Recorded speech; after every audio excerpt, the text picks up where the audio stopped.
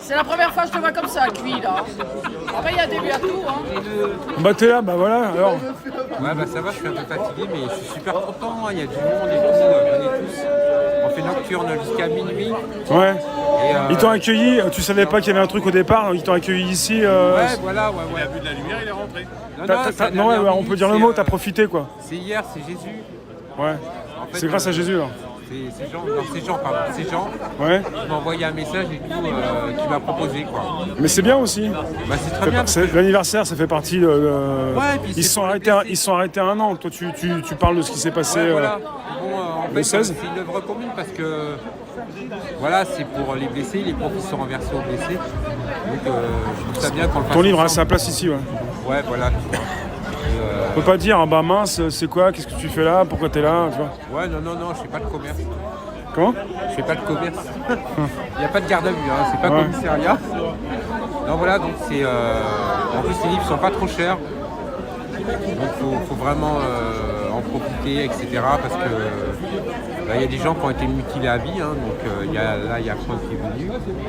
Qui ça? Il y a Franck qui a été blessé 2 fois. Donc, une fois début décembre en 2018 et la deuxième fois le 16 novembre. D'accord. Donc en fait tout ça en fait demande, on ne s'en rend pas compte parce que voilà, il y a des frais médicaux, il y a voilà, pour voir le médecin régulièrement. C'est des personnes qui n'ont pas forcément une pension d'invalidité ou ils ont vraiment une toute petite pension d'invalidité. Donc voilà, il va falloir qu'ils se débrouillent. Ça va être difficile pour eux de retrouver du travail. Voilà, moi je pars du principe qu'on est tous solidaires, on est tous frères et sœurs comme ils disent. Donc faut les aider. Voilà, et puis ça permet, ce genre d'événement permet aussi aux gens de se réunir, pour certains de se revoir. Et voilà, quand certains pensent que le mouvement des Gilets jaunes n'existe plus, bah regardez, on a partout là, ça gueule, waouh, voilà, ça gueule de partout. Donc on espère que, alors il y a là, juillet, août, ça va être un peu plus calme, mais bon, bah on espère qu'en septembre ça va reprendre. Tu es souvent sur le terrain, mais est-ce qu'en ce moment tu as des affaires, enfin tu aides, tu te déplaces pour aller voir Alors en ce moment, en fait, je gère plutôt des personnes. Le passé, c'est-à-dire en fait tous ceux qui ont été arrêtés, interpellés, mis en garde à vue et renvoyés devant un tribunal correctionnel, mais de l'année dernière, tu vois. T'as un peu une activité de conseil, tu peux aussi te faire on peut te téléphoner pour les gens qui s'inquiètent sur ce qui se passe. Par Messenger, ouais, vous pouvez m'envoyer sur mon groupe. Sur Messenger, tu réponds? Sur Messenger, ouais, je réponds. Je réponds, alors peut-être j'en zappe 2-3 des fois. Mais bon, j'ai beaucoup de messages. Généralement, quand les gens veulent des conseils juridiques gratuits, vous m'envoyez sur Messenger. Ok. Quelle que soit votre localité, hein, moi j'ai beaucoup de provinciaux qui me sollicitent. Et donc voilà, même si c'est pas forcément des affaires liées aux Gilets jaunes. Voilà, toi, t'es au barreau de Paris? Moi je suis au barreau de Paris. De toute façon, tu nous l'as déjà dit, mais c'est parce que s'il y a quelqu'un qui a un souci par rapport à une garde à vue, il ne connaît pas d'avocat, c'est David Lipskins, barreau de Paris, et après ils peuvent t'appeler quoi. Il suffit de donner mon nom.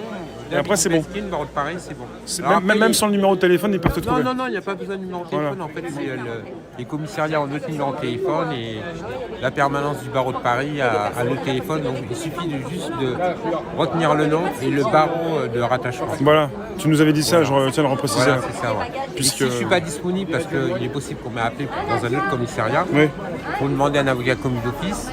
Pour l'audition, il faut toujours être disponible en présence d'un avocat. Oui. C'est super important.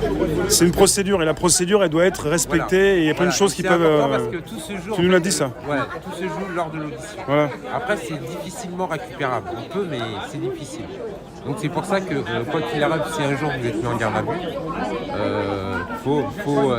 faut insister sur le fait que vous voulez un avocat. Si vous n'avez pas de nom d'avocat, vous demandez un avocat commis d'office. Voilà, mais il ne faut pas céder aux pressions policières qui disent oui, mais tu n'as pas besoin d'un avocat. Si tu prends un avocat, ça va être pire. Voilà, les flics n'aiment pas les avocats. Les poulets ne mangent pas les avocats. Donc, voilà, ça c'est super important parce que quand on peut assister à une audition, nous on peut orienter, etc. On peut demander des confrontations, on peut présenter des vidéos. Voilà. Les vidéos, ça fonctionne. Les vidéos, ça fonctionne. C'est recevable. Voilà. C'est recevable autant devant un commissariat. Alors, il y a des flics qui ne la prennent pas, mais bon. Après, s'il y a une audience correctionnelle, c'est recevable devant un tribunal. D'accord. Voilà. Donc, ce qui est important, c'est pour ça qu'il faut toujours liver, même si c'est un peu risqué. Mais parce que nous, avocats, ça nous permet en fait de prouver l'innocence d'une personne, de relativiser ce qu'elle a fait. Voilà, parce qu'autrement, c'est la parole des flics qui va prévaloir, la parole du flic qui va prévaloir sur celle de la personne mise en cause. J'ai vu, tu es comme un docteur, un médecin, tu rassures. Non, mais tu peux rassurer sur les gens qui s'inquiètent par rapport à une procédure et à la suite, peut-être une condamnation, et ils peuvent te poser des questions. J'ai vu ça, j'étais témoin de personnes qui s'inquiètent un peu. Comme un médecin, tu peux rassurer la personne. T'es pas le docteur, mais tu peux rassurer sur la suite. Sur la suite, pour les personnes qui sont convoquées devant un tribunal. Voilà, tout ça. Après, tu précises les choses de ton côté parce que tu sais comment ça se passe. Ouais, voilà. Bon, alors c'est sûr que c'est pas agréable de passer devant un tribunal. En plus, il y a un public, des fois il y a un public, puisque c'est libre accès aux salles d'audience. Ouais. Mais après, bon,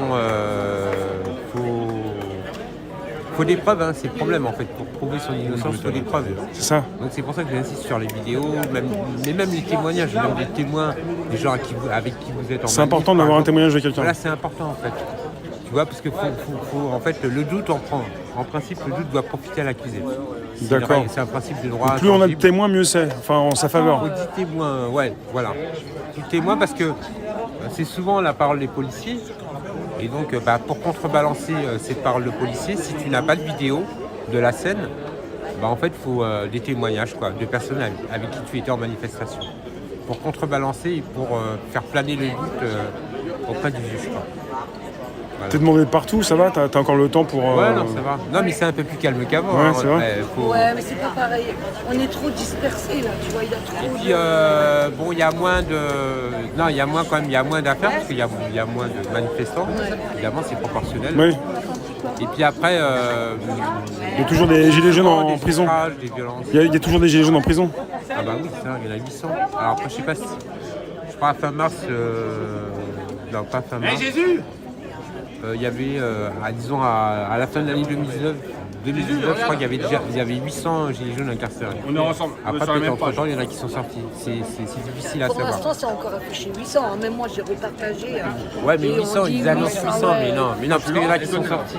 Voilà, c'est ça. Généralement, c'est pas des peines lourdes. C'est pas des peines de 1 an, de 2 ans. Mais il y a il y a un groupe Gilets jaunes pour les incarcérés, justement. Oui, il y a un groupe, je crois que c'est soutien aux incarcérés. Voilà, c'est ça. Tu vois? C'est lié à la page que j'ai ouverte. Et en plus, Voilà, alors pour les incarcérés, je vais finir avec ça. Il y a un groupe en fait qui s'appelle Soutien aux incarcérés. Donc il faut aller dans ce groupe parce que souvent c'est des gens qui sont seuls, qui n'ont pas forcément de la famille. Il y a beaucoup de gilets jaunes en fait seuls. Et donc il faut leur écrire, vous avez la possibilité de leur écrire pour donner un petit peu d'amitié, pour montrer votre solidarité et pour leur donner de l'affection. Quand tu as dit prouver son innocence, il faut vraiment prouver son innocence. C'est pas la justice de prouver ta culpabilité? De toute façon, généralement, quand tu vois, les mots que tu utilises sont importants. Voilà, quand tu es déféré devant un tribunal, suite à une garde à vue, c'est que de toute façon, c'est passé quelque chose. Il y a des éléments qui sont contre toi et c'est souvent en fait les auditions des policiers. Voilà.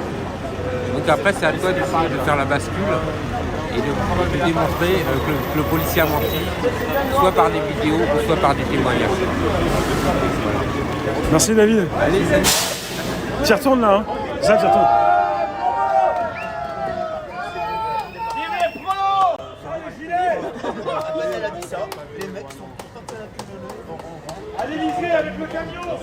Merci pour le soutien. Les soutiens.